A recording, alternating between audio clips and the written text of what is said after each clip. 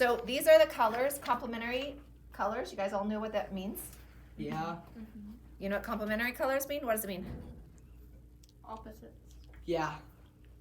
Opposites. Opposites. I Okay. was trying to The word color scheme, I want you to notice when I speak about these, okay? Movement, negative space, mood, composition, focal point, harmony, foreground, proportion, rhythm, space, value, symmetry, variety, warm colors and cool colors. Okay, this is the vocabulary I want you to look for when I'm teaching, okay? I'm pointing that out. It's all in your book here. Actually, you have a book that I've created for you guys that goes through all the steps of drawing, and in it there is vocabulary, okay? So this is something that you guys can study when you're not doing anything. You can just open this book and study art. These are words. These are the language you should know. Okay? All right, so we're gonna start.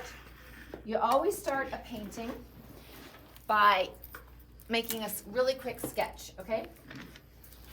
So basically, the first thing I'm gonna do is I'm gonna decide, do I want this painting to be vertical or horizontal? So I'm gonna sketch both really quickly, okay?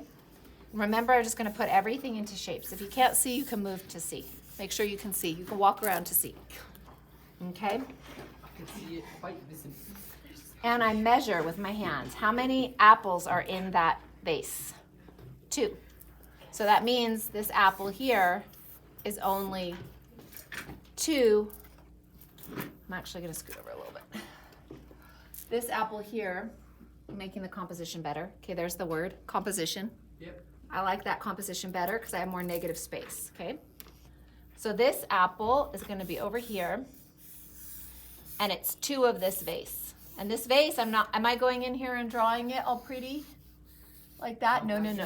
I'm putting it into a box, a rectangle. And then this is just a shape as well. I only have 3 objects. 3 objects, the grapes and the bowl are 1 object. The apple is 1, and this is 1. Okay? But then I have shadow shapes. So this is how it would look, but I also want to put a little horizon foreground, okay? Foreground. It's up there, foreground. Midground, background. I want to have a foreground, a midground, and a background, okay? So that's one option. See how it is? It's just the composition, no detail. Now I'm going to do it this way and see if I want to do it horizontally. Okay, what would it look like horizontally? I'm going to find my horizon line first thing. First thing, Reggie, first thing I find my horizon line. It's very important, okay? And hear me once more, okay? First thing, horizon line, okay?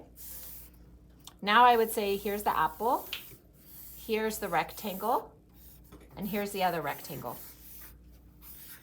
Okay, that's it. I only have 3 shapes. Very simple, right? Very simple, right? Mm-hmm. Now, which one do you like better? This one? Well, it's up to me because I'm the artist. Or this one. What do you guys think? Number 2. Second one was better. The second one? You guys all like the second one? I like this one.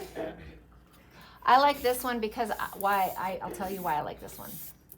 Because I have more foreground to work with. That's why I like this one.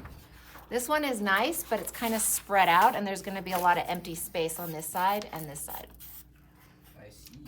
Okay, so I've decided I'm going to do it this way. But that's the first thing you do. Let me put that down. When you start. Okay? Now let's look at my palette. Remember how I taught you to lay out your palette? Yes. Lights to Okay. darks. Lights to darks, but it's always in the same exact order every time. Don't even think about putting your blue over here with your yellows. See how these are all yellowish, reddish, brownish, blues? Okay, these are warm, mid, cool. Okay, that's why they're set up like that. And it's like keys on the piano, okay? It's like keys on the piano. Okay, so now we're gonna take our brushes. Okay, we're gonna take our brushes. I have a lot of brushes here, but usually you only need 3. You need a small, a medium, and a large. Okay? Sometimes you need different ones. So I'm gonna keep these here in case I need more.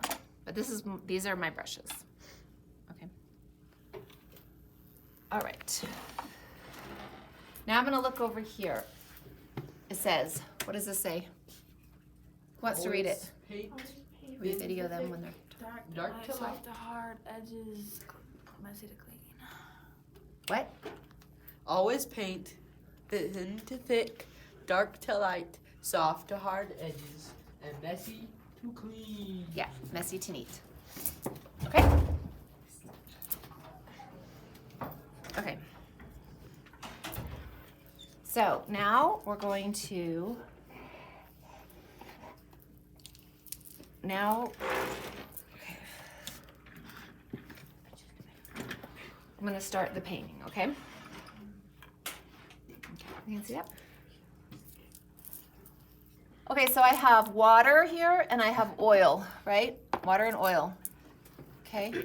This is my mixing space. So the first thing I do is I draw the image with a brown. Okay, this is my pencil. The brown is a pencil. Okay? Can you see? I'm gonna get in a different position a little bit. You must stand over there. Can you make sure you see the image? Okay. Also, this is my coloring wheel that I can reference, and these are opposites. These are complements, orange and blue, red and green, purple and yellow. And do you see all the values they can make when you mix them? Okay, so these are all these colors here. These are all the colors you can make, and you can make nice earthy tones with that. Okay, the first thing I do is I decide I want to have a horizon line somewhere. Now, it's not quite halfway. If it was halfway, it would be about here, and that would be not good. But I want to have a little horizon because I actually like the foreground. I want to show my viewer that this is part of the table. And I might even do something like that. Okay? So I'm designing my composition right now. Can you sit here? Put that away. Make sure you can see me, okay? I'm designing my, because you're going to do this, right? I'm designing my composition by creating a base. And then I'm going to decide, I don't want this bottle to go above here. And I don't want this apple to go below here because this is my horizon. Yeah. So I'm mapping it out, okay? So anytime you have a picture, it doesn't matter if this was a portrait, a landscape, or a still life, I'm gonna map it out like this. So I'm not, what am I not doing? I'm not going in and I'm going, oh, let me draw my pretty little apple. Okay, I'm not doing that. I'm not interested in that. I'm interested in finding out where everything is set on the, okay, where are my 3 objects? I only have 3 objects. How big do I want them? You know, these are the questions you think about when you first get to your canvas. Do you notice I have it all brown?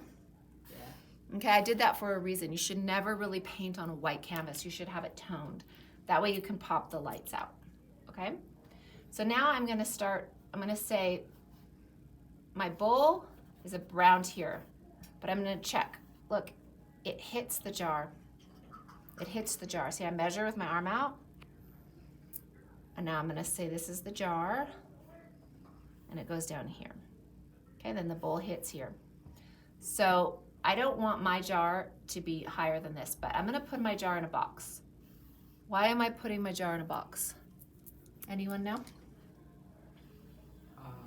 Why am I gonna do this before I start painting my jar? The shape of symmetry.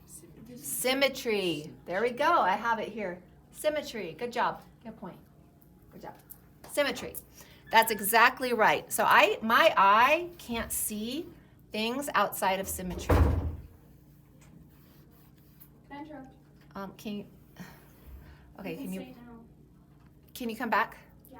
Is there people in here? Okay. So this. Oh, are we voting? Yeah. Come back in 5 minutes. Is that okay?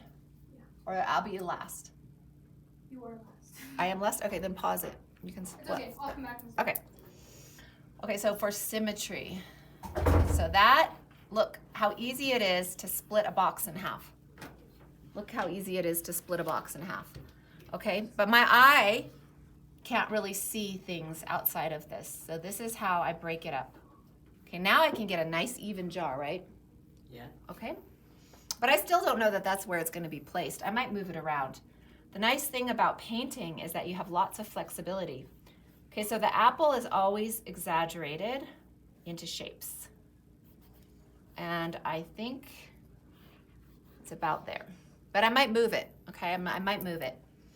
I'm not even gonna go into that apple yet because I haven't decided that's where it's gonna stay. because I'm gonna look at the negative space of this jar, and actually I see it's kind of over here. See how I just go over? I don't erase or anything. I can just go, oh, I don't like that. I'm gonna change it, okay? This is how all paintings start, by the way. If you do a portrait of somebody, you are going to do it just like this. If you do a landscape, if you do something abstract, whatever, you always start with these drawings that you can move around, and you're not committed yet. I'm definitely not committed. That's one thing I'm not, okay? As I go on, I get more committed. Okay, so I think this is about right, but I do need to commit to something. So let me just commit to this jar. Because you want one thing, one portion, one piece of your image you want to be committed to, okay? You want to get one right, and then you can base everything else off that. So I think that this is right. I think this is right enough for me to say I'm going to commit to this jar, and everything else will kind of go around it, okay? Okay, so everything else is going to go around this jar, right there. Do you see how I draw right through my apple? Yeah. I draw right through my apple as if my apple's not there. Aren't you doing the shapes of your grapes yet? I'm not doing the shapes of the grape. Good question. Okay, that's a good question. That's because I'm working, it's not there, but I'm working basically loose to tight. Oh. Loose to tight, okay? So that means the grapes are part of this bowl, first of all. They're the same object as this bowl. That would be the grapes, right? So I'm gonna kind of, now I wanna check, is that right? Actually, look, the apple's lower. See how I measured with my, so the apple's lower, so the apple's gonna go here. Okay? The apple's lower, and do you see how I just fixed it? Because I saw that this and this, look, I took the place where the bottom of this is and measured across, and this is lower. So I didn't know that before. Now I know that, so then the whole thing's gonna go lower. Negative space between like the apple and the thing. Yep, that's the negative space. So how much negative space? If I scoot over here, I have a different kind of negative space. If I move over here, I have less. So that just depends on what you like as an artist. You have to decide. Because I can move my body either way. Okay. And that pretty much is my drawing. Okay, now what about the grapes? Oh. Okay, so now I'm gonna go, okay, so these are accurate. First I would wanna get all of this accurate before I even consider the grapes, because the grapes are kind of detail. They're like over here, and then they overlap, so where this grape hits this, then there's 3 here in a row. And I know that I can keep this kind of messy because I'm gonna come back for my grapes later. Okay, they're not, there we go. Okay, so that is how it would look at the very first go, and then you would have me correct you. Yeah. Like if we were doing a portrait, but paint.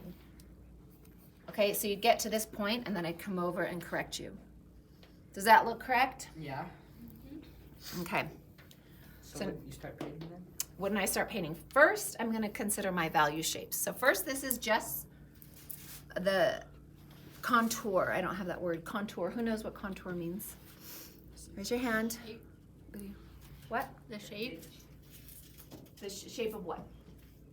What shape? Outline. The outline. Contour is the outline. Okay, guys, remember that? Contour is outline. So that means this is the outline. This is contour. Okay, this is outline. Okay, now I'm going to go into the picture, and I'm going to show you depth and value, and I'm going to try to trick my viewer into thinking this is a 3D object by creating shadow, following the shadow shapes. Okay, there's a shadow shape, and I break my shadow shapes up into very geometrical pieces. So this apple here has a shadow shape. It also has a donut. Okay, there's the donut in the center.